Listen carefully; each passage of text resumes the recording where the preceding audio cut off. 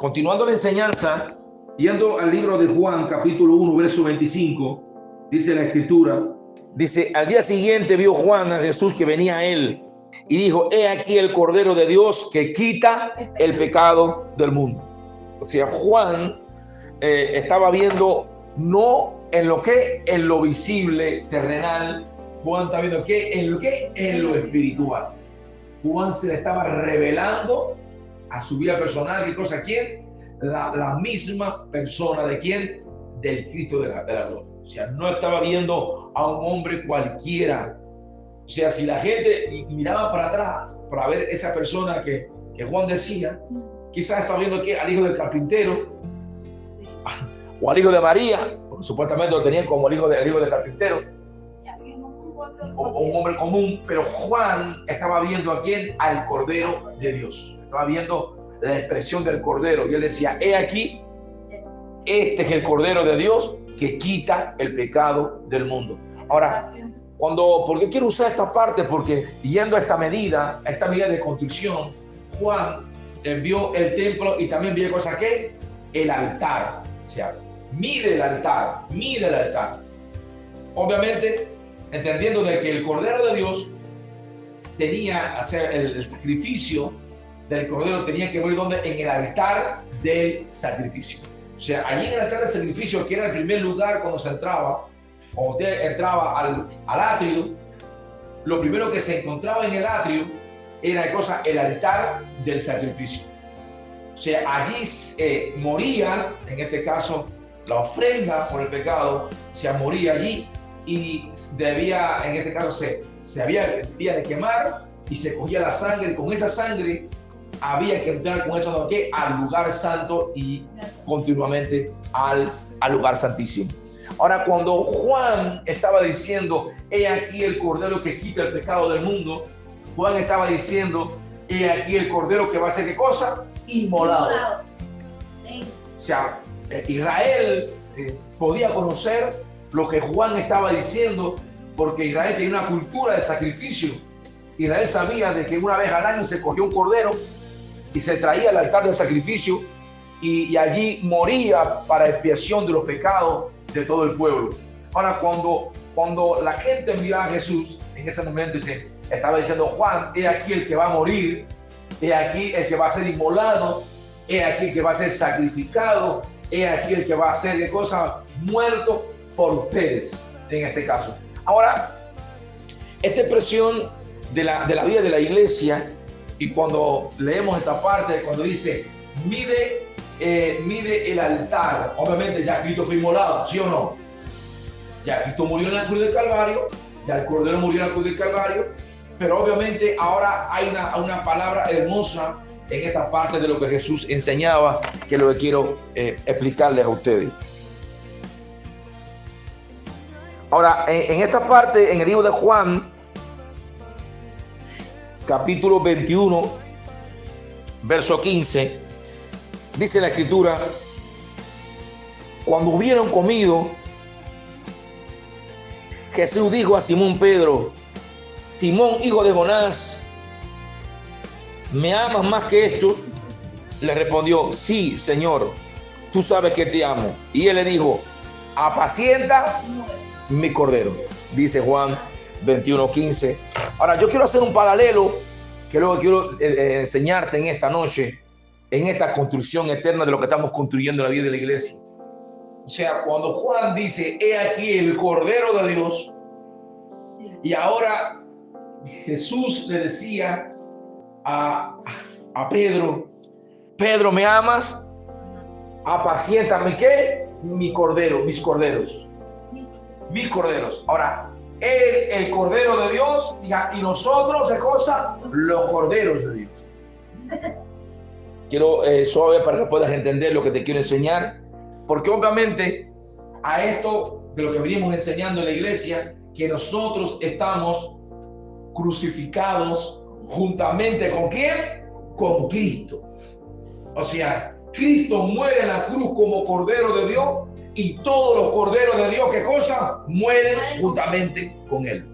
Ahí está un paralelo de enseñanza. Él decía, él nos dijo a Pedro, apacienta esta gente que cree en mí, apacienta a este pueblo de Israel, apacienta al pueblo de Israel, digo, apacienta de cosas, mi cordero, aquellos que han de morir, ¿con quién? Juntamente conmigo. Yo como el cordero de Dios y ellos como mis corderos que también van a morir juntamente conmigo. Es por eso que en una parte de la escritura Jesús le decía también, dice, ciertamente de la misma copa que yo bebo, vosotros beberéis.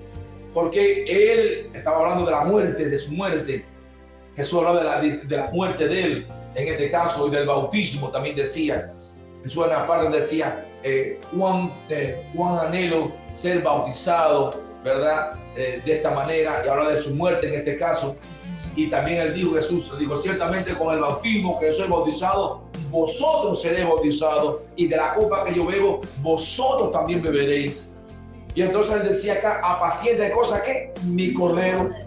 Yo como cordero que voy a morir por los pecados del mundo, pero estos corderos que también van a morir juntamente conmigo, o sea, van a beber de mi copa y van a cosas que ser bautizados, o sea, van a morir de la misma forma que voy a morir, muero yo. Es por eso que este evangelio no consiste en anunciar a la gente una vida terrenal, sino consiste en anunciar a la gente la muerte de la vieja naturaleza, del hombre terrenal, para que exprese la vida de quién, del Hijo de Dios en la vida de la persona. O sea, no consiste en la vida del hombre viejo, sino consiste en la muerte de la vieja naturaleza.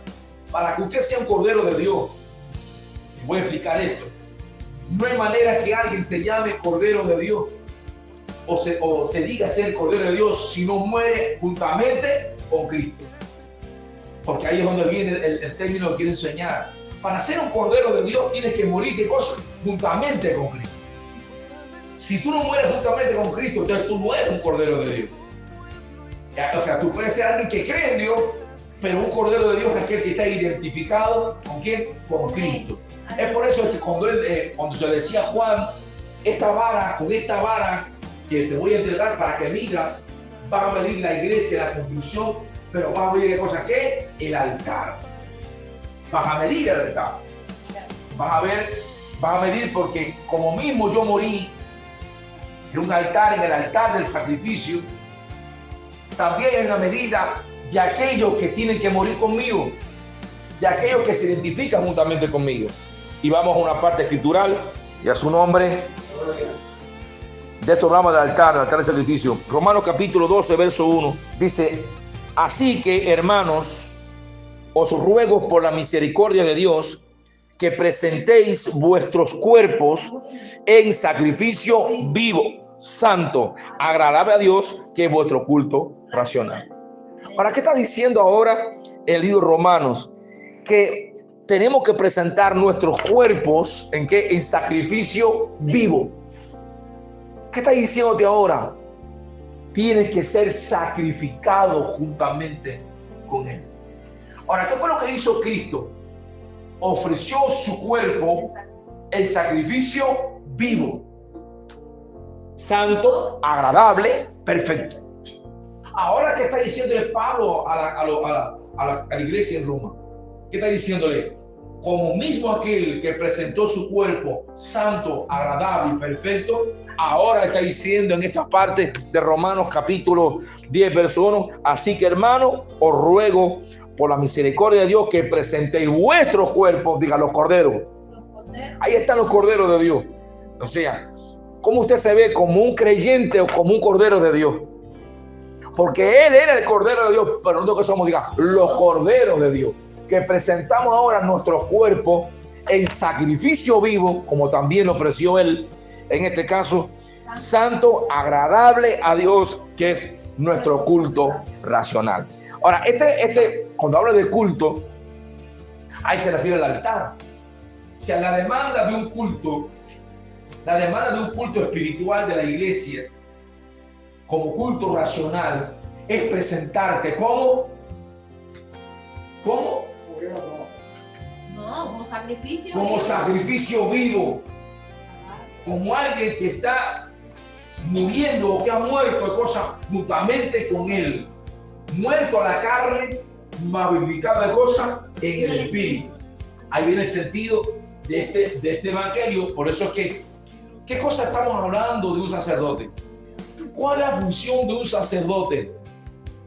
Identificar a la gente que va llegando como iglesia, que dicen que creen en Dios, que aman a Dios, identificarlos como ¿qué? Como corderos de Dios. Alguien que tiene que presentar su cuerpo en sacrificio vivo. Ahora, ahí es donde viene la resbaladera, ¿no? Donde mucha gente resbalan y retrocede y se van. Porque la gente piensa que lo que venían era resolver su problema. Que venían, digamos, a resolver un problema social. Pero como usted le dice que la vida en Cristo consiste en que te seas identificado como cordero para que mueras y presentes tu cuerpo en sacrificio vivo. Entonces la gente dice, espérate, yo pensaba que yo venía a recibir. Resulta que ahora lo que tengo que es presentar mi cuerpo en sacrificio vivo. Por el cuerpo, por amor al cuerpo carnal y terrenal, vienen todos los egoísmos, las disensiones, todos los pecados, el egoísmo.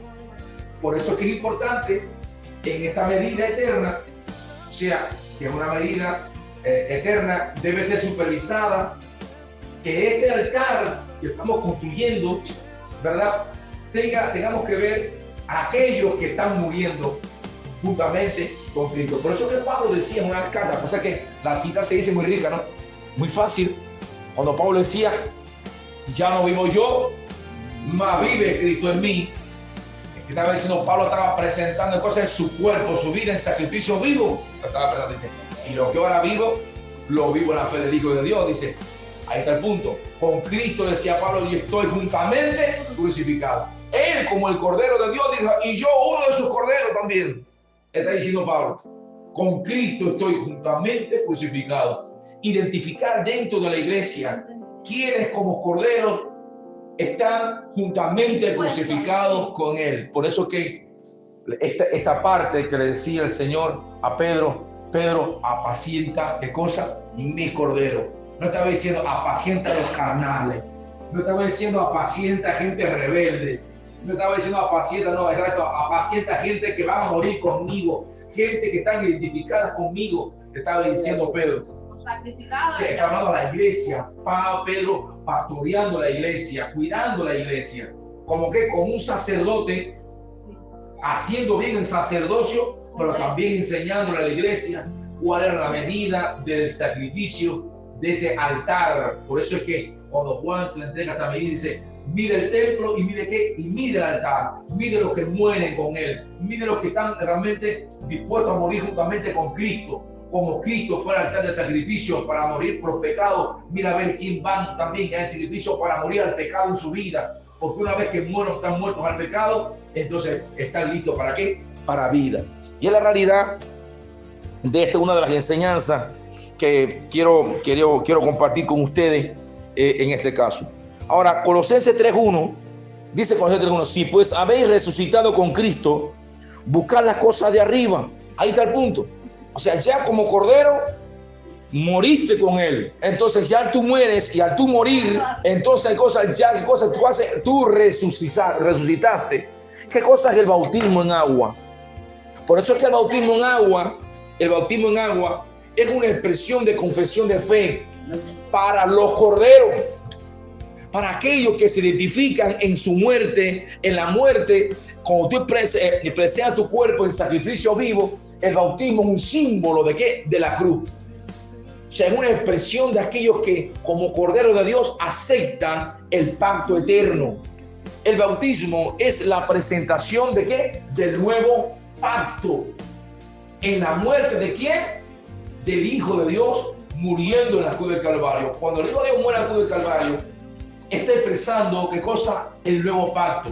Recordemos una cita donde dice que mientras que es necesario para que el nuevo pacto, para que un nuevo testamento tenga vigencia, tiene que morir ¿qué cosa? ¿Qué? El testador.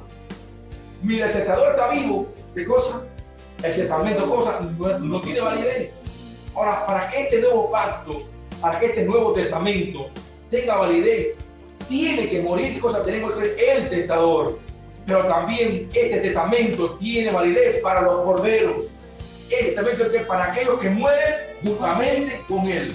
Es lo que está enseñando. Por eso es que el bautismo en agua es un símbolo de aceptar el nuevo pacto, de aceptar la sangre del Hijo, de confesar al Hijo que es como tu Señor, como tu Salvador, y no verlo como mojarse en agua. Mucha gente lo ve como mojarse. No puede ser mojarse en agua. Tiene que trascender a una expresión del pacto eterno, porque a través del bautismo estamos anunciando la muerte del Señor, pero también estamos anunciando cosas que nuestra propia muerte como cordero. O sea, aceptamos la muerte del Señor y también confesamos cosas que nuestra propia muerte, expresando, presentando nuestro cuerpo en sacrificio vivo, en este caso, que es nuestro culto racional. Y este culto obviamente no es para con los hombres, este es un culto, digamos, para mi Dios, para mi Dios. Recordemos que nosotros somos sacerdotes, nos hizo reyes y sacerdotes para Dios su Padre. O sea, función no para los hombres, sino sacerdote para Dios su Padre. Ahora, vamos a una cita. ¿Cómo es que los corderos pueden ver las cosas de arriba? ¿Cómo es que alguien, cuando dice, si puedes haber muerto, haber resucitado con Cristo, buscar las cosas de arriba? Obviamente, alguien resucita cuando ¿qué? Cuando muere. No hay resurrección, si primero no hay cosa que, no hay muerte. Entonces, si no hemos resucitado juntamente con Él, es porque ya hemos muerto juntamente con Él. Y si hemos muerto juntamente con Él, ya hemos resucitado juntamente con Él. Recordemos que esto es una cita que Pablo le estaba diciendo aquí a los colosenses. Gente que todavía estaban aquí en la tierra sentados, que estaban todavía en la tierra, pero qué cosa que había, qué cosa ya muertos y qué, y resucitados. Gente que ya habían presentado sus cuerpos en sacrificio vivo y que ahora vivían para Dios. Y entonces, si ustedes han muerto juntamente con Cristo, entonces están aptos para ver las cosas de arriba. Entonces, ¿dónde está Cristo sentado? Viendo las cosas de arriba, era lo que estaba viendo Juan. ¿Cómo Juan? ¿Por qué Juan podía ver tantas visiones en Apocalipsis?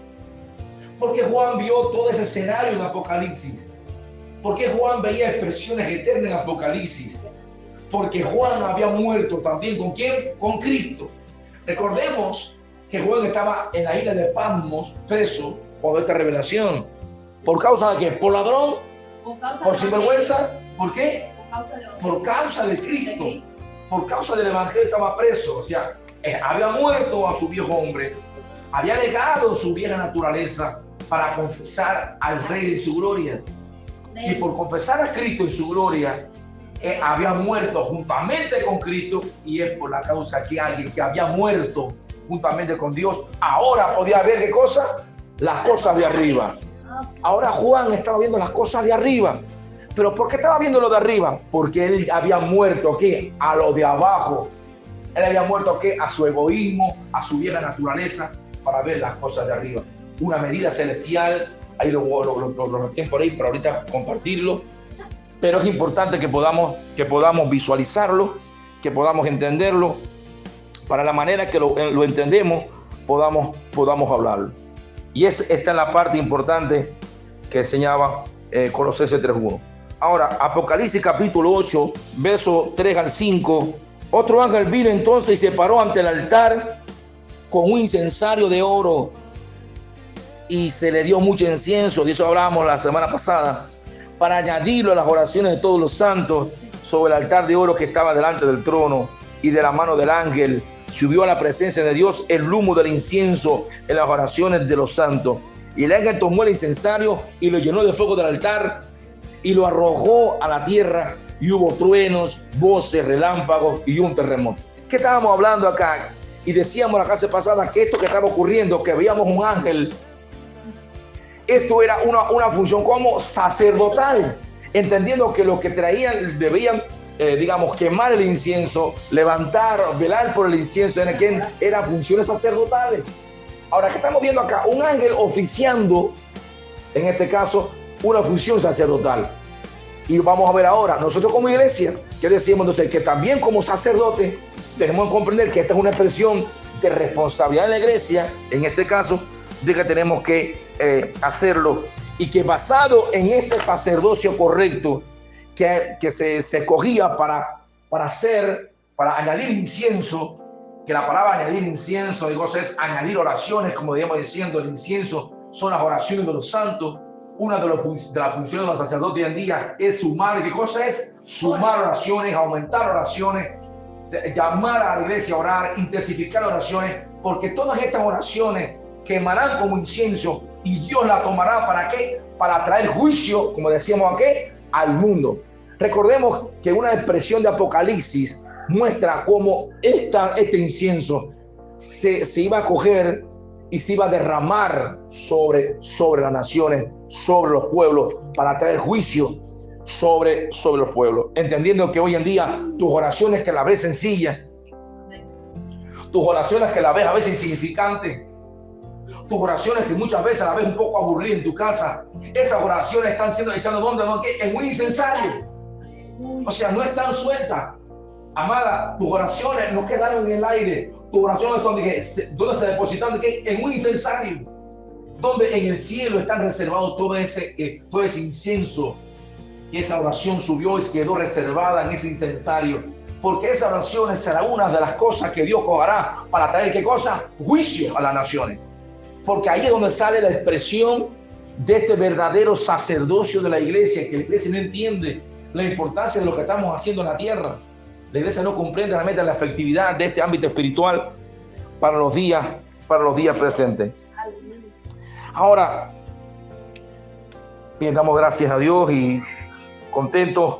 Cerramos esta cláusula por factor de tiempo y damos tiempo también a otra cláusula. Un fuerte abrazo.